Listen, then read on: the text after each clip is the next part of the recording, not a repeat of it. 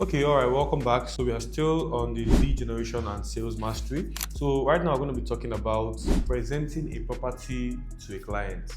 Now, this particular topic, what we're going to discuss here is when you have a client that you actually want to go and show a property, how do you present this property for them? Now, let me tell you something.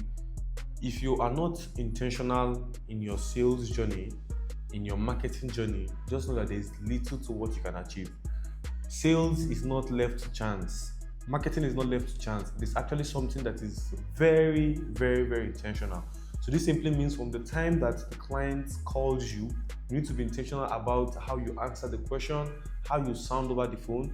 You need to be intentional about how you portray the confidence.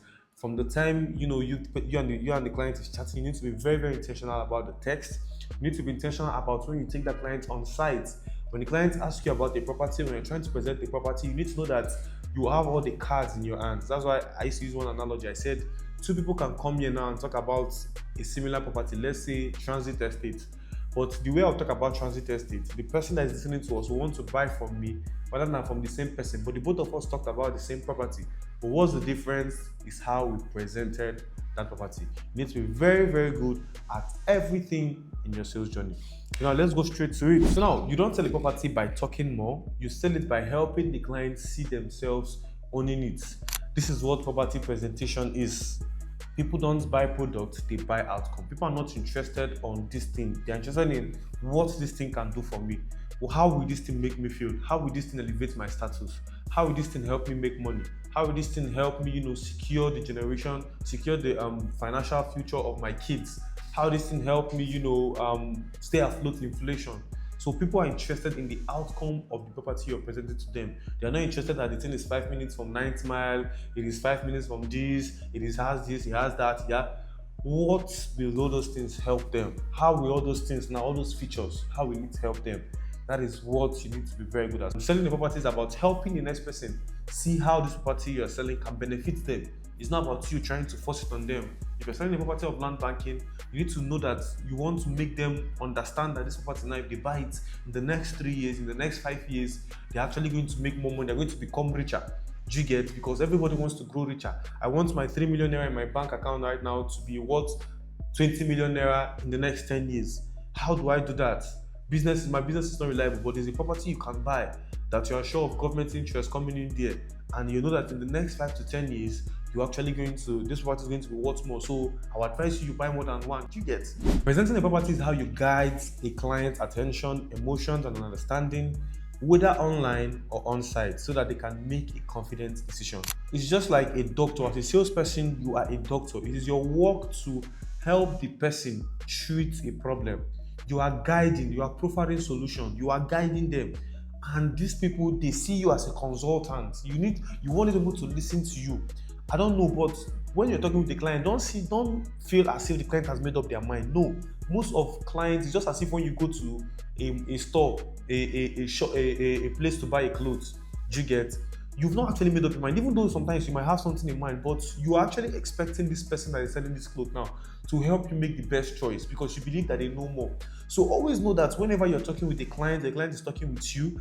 See yourself as a doctor. Don't just feel like the client has made up their mind. No, see yourself as somebody that can influence their decision. And you don't do this by being pushy. You do this by, guiding their decision and profiling their solution and giving them things that is in their best interest. So presenting the property is not about knowing the features or reading the features. It is about clarity. It's not about rushing through the prices. It is about your confidence. It is not about overhyping the property. It is about you controlling the conversation. Do you get? So now, what is the core rule? I'm going to teach you a very, very important rule. So first of all, know that clients don't buy lands or houses. They buy location, they buy safety, they buy peace of mind, and they buy appreciation. The next thing we're going to talk about is how you can present a property virtually. Most of your clients are going to come from online. They're going to be in diaspora. They're not going to be in Nigeria. How do you present a property for them virtually that they fall in love with this property that they want to buy? In fact, they don't even need to send somebody. They already want to buy. They are telling you, oh yeah, send me the account. How do you present the property? I've had clients call me for the first time from a video I posted online, and they asked me for the account details. I sent to them and they made payment immediately. He didn't start asking me new questions, because in the video that I pushed out on YouTube or Instagram, I did a well-detailed presentation that they didn't have any other question. The only thing they want to know is that how long is it going to take me to get my documents? Okay, send me the account details. Who am I paying to? All right, when am I going to get my documents? Finish. That is it. When am I going to get that location? Finish. Immediately, because of how I was able to present. So when you present the property perfectly well, you will clear all the doubts of the clients, you make them become clear on the property, and you also make them want that property, more. Now, virtual presentation happens through WhatsApp videos, video calls, Instagram, YouTube, brochures, and PDF. So actually make sure that I use different form of presentation. Now, if you work closely with Afrikcity Development Limited, you'll find out that we're actually one of the best companies in terms of presentation. Now, all our estate has a PDF, all our estate has a brochure, all our estate has a PDF, a brochure that once you send it to any client, they can read through all these properties and they'll have full information. Like, they don't even need to ask you any question again. This is how much you are interested in presentation, because also how you present the property matters.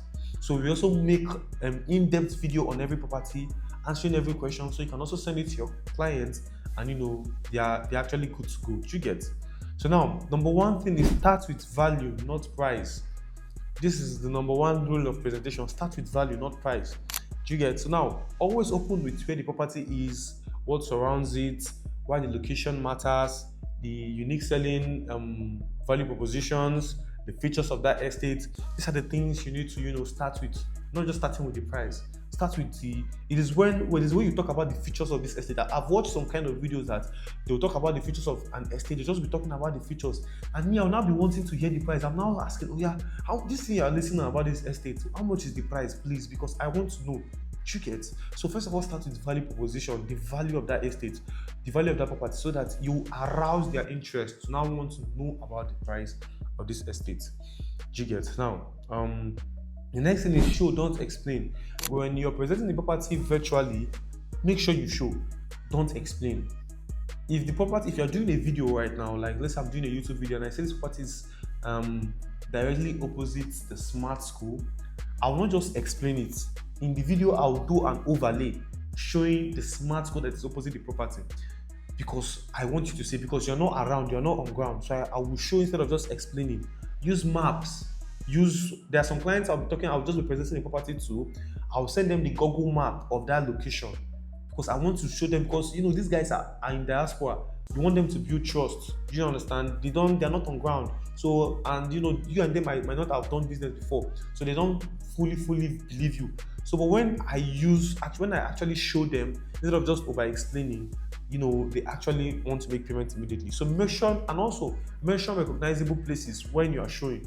Do you understand? If I'm trying to explain a location, I try to tell them places, like I use landmarks that they already know about. Do you understand? So don't do more of talking without showing them. Do you understand? Go and make videos, send them Google Maps, send them proof, send them reviews, send them everything that can, make them become certain about that party. So show, don't explain. Now, control information flow. Control information flow. Don't dump everything at once. Release information in stages. Now, some of you want to rush. No, when you're talking with a client, you're presenting a property to a client that is in diaspora, take your time. This thing is land we're talking about, is house.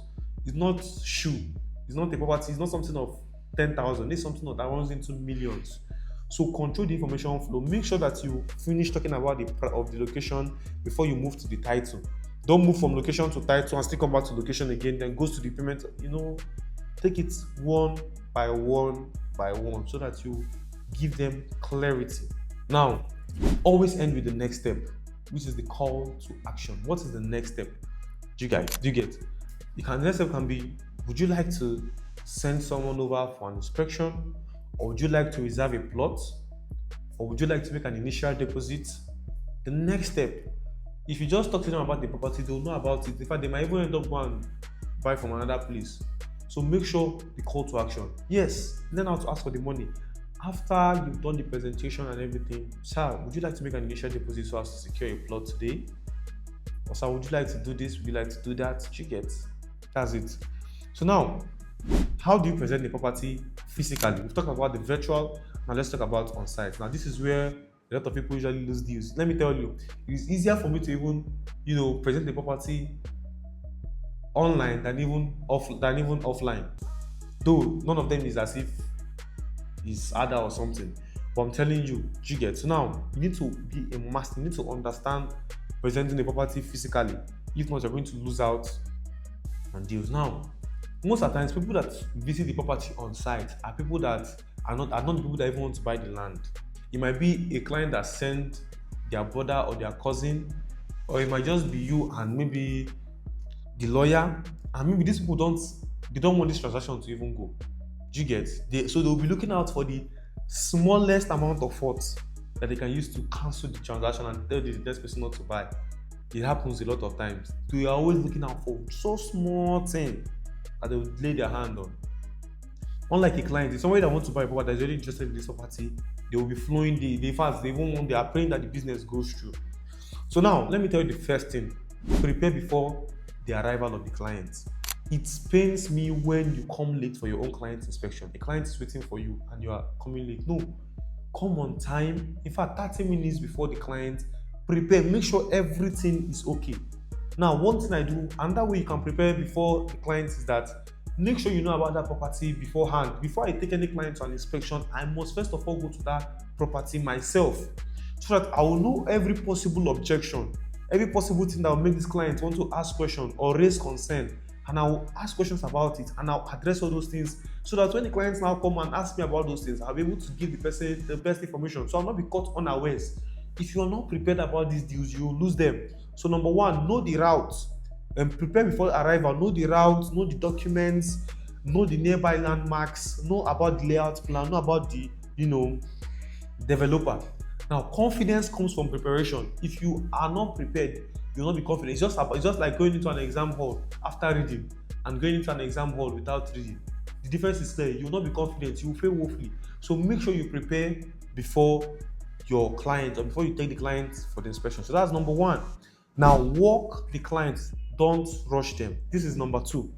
Walk the clients, don't rush them. Some people, when you see them on an inspection with the clients, they are doing all the talking. For 1 hour, they're just talking, blah, blah, blah. This, no, now, chill. You will talk, but maybe when you guys come, just do a little bit of introduction. Then now, allow them observe. They'll take their time to want to look around. Don't interrupt them. Just be looking at them. Observe their body language. Just observe. Look at them. Don't try to force them on anything. Allow them watch. If it's a building, let them just be going through it and be watching. You can ask them questions, but don't try to force anything on them. You cannot ask them questions. What do you think about this, sir? What do you think about the location? What do you think about the distance? What do you think about this? So observe. Know when to be silent. That you took someone for an inspection. In fact, you can go for an inspection and you will never talk on site. Yes. You just want them to just feel the property. Then later you guys will now start talking. It will make you also appear needy too. Now learn to use storytelling. This is one of the best ways to close deals. Like, learn to use storytelling. Learn to be a very good, conversationalist. Let me use that word. So instead of saying this is 500 square meters, you say that this space can comfortably take 4-bedroom duplex with a parking lot that can take up to like 4 cars, and you can even add a green area to it. Now I'm using storytelling. I've explained it to you, but somebody else will say 500 square meter, very unattractive. So go in depth, tell stories. Do you understand? Now, next thing is that learn to portray facts. Some people try to make up distance in their mind. Like, I can actually visit somewhere that I took just 10 minutes to get to that place. But maybe because of the way the journey was, or because it was my first time, I would think that I spent 30 minutes on the road. So one thing I usually now do with my clients is that before we even leave for the inspection, I'll tell them the time. I'll tell them, sir, okay, sir, this is actually after 2, and in the next 30 minutes, we should be at Transit Estate if the road is clear. Now, the closest landmark to Transit Estate is 9th Mile. When we get to 9th Mile, I'll tell them, okay, sir, from here right now, we're 9th Mile. From here to Transit Estate is less than 5 minutes. So in 5 minutes, we'll be at this estate. And they keep note of that. Now, when we get to that estate, I show them and they see proof. So this one now will not now make them start saying me, it is far. If they tell me it is far, I'll tell them that, sir, it's just 30 minutes from the town. It's just 5 minutes from the 9th Mile market. It's not far. But if you just leave them, because maybe it's their first time going to that kind of location, they'll just make up their mind that it is actually far to get. Now, The fifth one or the fourth one, I don't know, is actually handle objections calmly. Learn how to handle objections calmly. When somebody tell you this place is far, don't come and start saying, no, it's not far, this. No, now. Learn how to handle. We're still going to talk about that. This is what they call the feel, felt, found. I'm going to teach you guys that in the objection class, which is I think after this one or the next two class. So make sure you stay tuned. So succumb before you oppose. Make sure you agree with them before you oppose. Learn objection tactics. I'm going to teach you that. Do you get? And also learn to clarify them. Now, the goal is not to win arguments. It is to create an understanding. When it comes to objection, handling objection, your goal is not to win an argument. You don't want to appear as the winner, but you just want to create a baseline, an understanding ground. Something that, yes, two truths can coexist. Yes, this place can be far, but that does not mean that it is actually, but for the price, it is actually a good one. That does not mean it will not still help you achieve your goal. It can be far, but that does not mean that in the next 5 years, it will not be selling over 100% of the amount. Two truths can coexist. So the goal is not to make you think that it is not far, but the goal is to make you think that this thing does not stop you from achieving your actual goal for buying this property. This is how salespeople think. I don't know if you understand. So now, I'm going to be ending this session with telling you the difference between virtual and physical presenting. Now, the key difference is that virtual presentation, helps. Your major focus is to arouse interest. Once they are interested in it, they can buy it. Now, for physical presentation, make sure they are convinced. Conviction, you get? Make sure that they are fully convinced. So when I'm talking to somebody over the phone, my goal is to make sure they are very much interested in this property. Is to arouse their interest. But it's on ground, I'm trying to make you convinced that this is actually this. You get? So a professional realtor should know how to use both. Now, some of the mistakes you should avoid. Number one is don't start with the price. Number two, don't overtalk. Number three, don't argue objections. Number four, don't go to a property you've not inspected yourself or you've not, known, you've not prepared ahead of time. You can actually do all the findings about the place before you talk to a client about it. Number five, don't end without a clear step. Know how to call your clients to action. Know how to make them make payment. You get? Professionals prepare while amateurs hope.